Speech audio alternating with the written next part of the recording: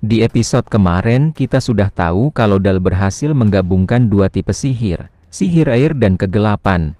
Kalau kalian penasaran apakah yang akan dilakukan Dal selanjutnya, jadi tanpa berlama-lama kita langsung saja ke ceritanya. Kita dilihatkan dengan Sipia yang masih terkejut dengan apa yang dilakukan oleh Dal. Lalu Sipia bergumam, metode serangan ini sama sekali belum pernah aku lihat. Kombinasi ledakan es dari pembekuan armor dan ledakan mayat untuk memberikan kerusakan ke area yang lebih luas. Bukan cuma itu, pecahan es juga tulang yang tajam menghujam ke segala arah bagaikan belati. Seolah ini teknik hanya digunakan untuk membunuh, teknik yang hanya berasal dari seseorang yang menghabiskan seisi hidupnya di medan perang. Sebenarnya seperti apa dunia batin anak ini? Tidak lama setelah itu Halmat datang ke tempat Dal. Dia langsung menyapa Dal dan Sipia. Di sana Dal bertanya, apakah baru kembali menyelesaikan dungeon lain lagi? Halmat berkata, kali ini kami baru kembali dari pembasmian sekelompok kecil monster. Kavaleri hitam agak dibuat kesulitan. Kavaleri hitam adalah pasukan kavaleri tidak tertandingi dari keluarga Duke Saxon, yang mendominasi medan tempur dengan tombak yang dibalut aura. Selain itu orang yang memimpin mereka adalah Komandan Kesatria Halmat. Dia juga seorang yang berhasil naik ke tingkat 7 pedang benua. Lalu di sana Dal berkata, kamu belum lupa janjimu untuk mengajariku ilmu pedang. Di sana Halmat berkata, silakan kapanpun kamu mau. Di sana, Dal berkata, kalau begitu sampai jumpa nanti.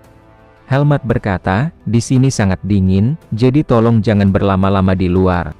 Setelah itu Halmat dan yang lainnya pun pergi dari tempat tersebut. Lalu di sana Sipia mengajak Dal untuk kembali. Setelah itu, kita beralih di ruangan Alan. Di sana ada Sipia yang sedang melapor tentang perkembangan dari Dal. Sipia berkata, Tuan Muda telah menguasai circle pertama dari Necromancer dan juga sihir air. Alan berkata, aku jelas hanya memintamu untuk mengajari dia sihir air. Sipia berkata, itu betul, terbatas pada sihir air. Namun sebagai seorang guru, aku juga ingin mengajari anak didikku dengan apa yang ingin dia pelajari. Seperti yang disebutkan sebelumnya, bukan hanya sihir air yang ingin Tuan Muda pelajari. Elena berkata, jika itu yang Dal inginkan, apa bisa kami terus memintamu mengajari dia sihir air? Sipia berkata, itu tentu saja, aku juga sangat berterima kasih karena sudah mau memperkerjakanku di sini. Setelah itu, di sana Sipia pun mau pergi meninggalkan ruangan itu. Tetapi sebelum dia meninggalkan ruangan dia berkata, aku sungguh minta maaf karena telah melanggar sumpahmu pada Elena. Di sana Elena berkata, anak kita memang bukan anak biasa. Baru umur 8 tahun sudah menjadi penyihir ganda. Terkadang memang terasa mengerikan, tapi itulah yang menjadikan dia putra kita. Lalu di sana Alan berkata, aku ingin mengajarinya Necromancer. Sebagai seseorang yang memegang gelar Duke, aku ingin memberinya kekuatan untuk memikul tugasnya sebagai pewarisku.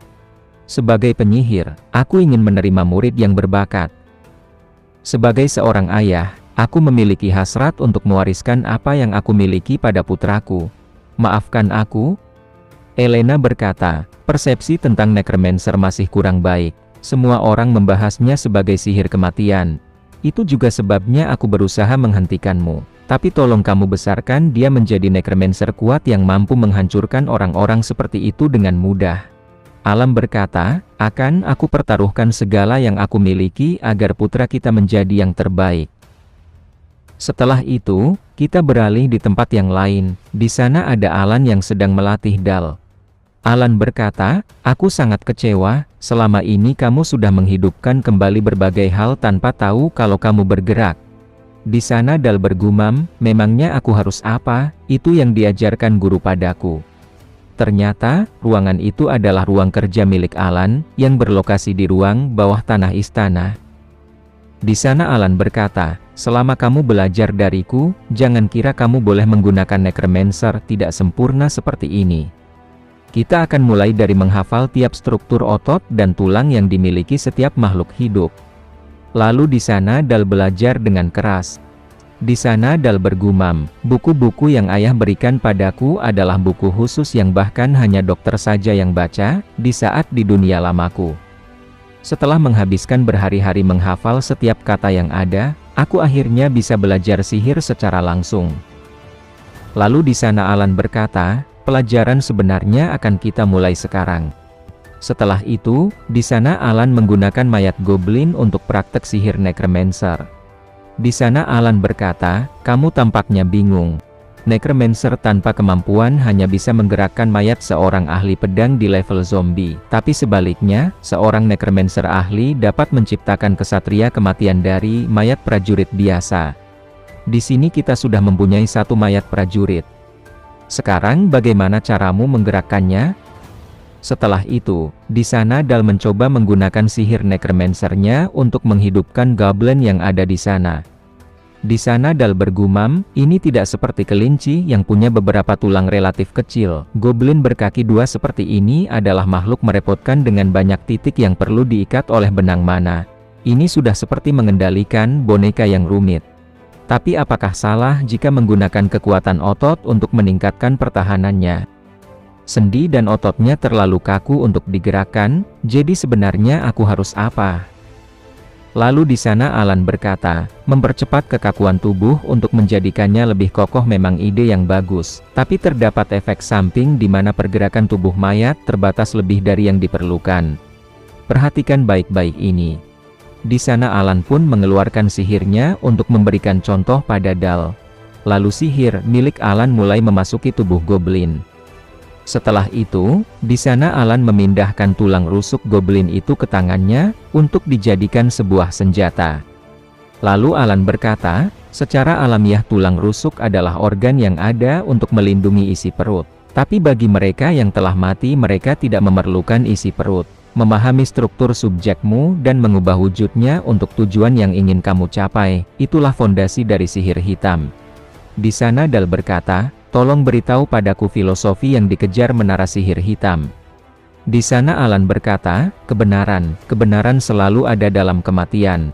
Karena itulah kita harus memahami, demi mencapai kebenaran, kita harus memahami bobot dari kehidupan. Setelah itu, di sana Dal mengingat masa lalunya yang masih menjadi pahlawan. Di sana Dal membantai orang-orang, bahkan setelah orang itu sudah meminta mohon untuk diampuni. Di sana Alan mengkhawatirkan Dal karena dengan tiba-tiba wajah Dal menjadi pucat. Di sana Dal memberitahu Alan kalau dirinya baik-baik saja. Setelah berhari-hari Alan mengajari Dal tentang necromancer, sihir necromancer milik Dal pun mulai berkembang, dan kabar soal Duke Saxon mengajari sihir hitam telah menyebar ke seluruh penjuru kekaisaran. Pelanggaran perjanjian yang dilakukan Duke Saxon membuat seisi kekaisaran terkejut. Orang yang bertanggung jawab atas kejadian ini menjadi fokus pengawasan ketat dari banyak orang, termasuk bangsawan kekaisaran, yang mulai mengawasi Dal tanpa henti. Setelah itu, kita dilihatkan dengan Dal yang sedang berlatih pedang bersama Helmat. Di sana Dal berlatih dengan keras, dia terus-menerus menyerang Helmat. Di sana Helmat pun tersenyum, lalu Helmat melesatkan sebuah serangan ke arah Dal. Tetapi serangan Helmat masih bisa dihindari. Lalu di sana Dal langsung menyerang balik Helmat, sampai membuat pedang dari Helmat terlepas dari genggamannya. Lalu di sana Helmat pun langsung mengangkat tangannya setelah pedangnya terlepas dari genggamannya. Lalu Helmat berkata, serangan tadi sangat mengesankan. Di sana Dal berkata, kesatria sepertimu tidak akan menjatuhkan pedangnya dengan mudah, kamu pasti mengalah. Helmat berkata, sama sekali tidak. Aku menggunakan teknik ilmu pedang praktis, orang biasa pasti sudah terbunuh dalam sekali serang. Kemampuan pedangmu sangat mengesankan, namun sayang kamu adalah seorang penyihir. Meski begitu, seorang penyihir selalu dilindungi oleh para penjaga dan juga penyihir bertahan. Karena itu, kamu tidak perlu berusaha sekeras ini. Apa ada alasan tertentu yang mendorong kamu seperti ini? Tidak perlu memaksakan diri, sampai terluka hanya untuk mempelajari cara menggunakan pedang. Di sana Dal berkata, bukankah terasa menyedihkan kalau putra Duke Saxon hanya mengandalkan penjaga dan penyihir bertahan saja? Di sana Dal bergumam, lagi pula ini kesempatanku untuk bisa berlatih dengan salah satu 7 pedang benua ini. Tentu saja aku tidak mau melewatkannya. Dengan tiba-tiba di sana Helmat tertawa, lalu dia berkata, itu jawaban yang sangat bagus. Punya putra sepertimu menjadi harapan terbesar yang aku punya. Setelah itu, di sana Elena datang di tempat latihan, lalu dia berkata, "Kalian berdua tampaknya sangat bersemangat." Lalu di sana Dal bertanya pada ibunya, "Ada apa ibu kemari?" Elena berkata, "Tentu saja ibu kesini untuk melihat putra ibu yang berusaha keras. Selain itu, ada kabar yang perlu ibu bagikan padamu." "Apa? Kamu ingat hadiah ulang tahun yang kamu mau?" Di sana Dal bergumam, "Hadiah ulang tahun, ingatanku agak samar-samar, tapi kayaknya aku menginginkan adik perempuan." Di sana Elena berkata, "Janji sama ibu, kamu harus menjaga baik-baik adik perempuanmu nanti." Setelah itu, 10 bulan pun telah berlalu. Adik dari Dal pun telah lahir. Di sana Dal berkata, "Dia sangat kecil sekali, aku tidak menyangka dia adalah adikku." Elena bertanya, "Apa kamu mau mencoba menggendongnya?" Lalu di sana Dal pun menggendong adiknya. Di sana Dal sangat senang. Lalu di sana Alan bertanya, "Bagaimana? Apakah itu berat?" Dal berkata, "Dia seringan bulu, tapi juga terasa berat." Alan berkata, "Itulah berat suatu kehidupan, jadi jangan pernah melupakan itu." "Baiklah, sekarang sudah waktunya untuk belajar. Aku yakin Nona Sipia sedang menunggumu." Setelah itu, kita beralih di tempat Sipia. Di sana Sipia berkata, "Hari ini kita akan coba melakukan sparring, jangan ragu-ragu, serang saja aku sekuat tenaga." Lalu di sana Dal pun sudah menyiapkan sebuah serangan. Di sana Sipia bergumam, "Mari kita lihat, sudah seberapa jauh kamu berkembang." Lalu di sana Dal langsung melesatkan sebuah sihir es ke arah Sipia. Tetapi di sana Sipia dengan mudah menghancurkan kristal es tersebut. Lalu di sana Sipia berkata, "Berani sekali seorang murid mengalah pada masternya." Lalu di sana Sipia langsung melesatkan kristal es ke arah Dal. Di sana Dal terkejut karena dengan tiba-tiba Sipia langsung menyerang, tetapi serangan itu masih berhasil ditahan oleh Dal dengan armor. Di sana Dal bergumam, "Kalau tidak ditahan, serangan barusan itu pasti sangat sakit." Di sana Sipia bergumam, dia berhasil merapal armor es dalam sekejap. Lalu Sipia berkata, "Kerja bagus, sekarang coba lagi." Lalu di sana Dal langsung membuat sebuah dinding. Di sana Sipia bergumam, "Membuat dinding es di tengah pertarungan begini." Dia menggunakan sebuah formula untuk meningkatkan ikatan molekulnya, agar kepadatan es bisa ditingkatkan secara drastis. Tapi kenapa harus sihir pelindung? Apa dia perlu waktu untuk memulihkan diri dari seranganku sebelumnya? Di sana Dal sedang menyiapkan sebuah sihir ledakan. Tidak lama setelah itu, di depan Sipia ada sebuah cahaya yang terang, lalu sebuah kristal es langsung melesat dengan cepat menghantam Sipia.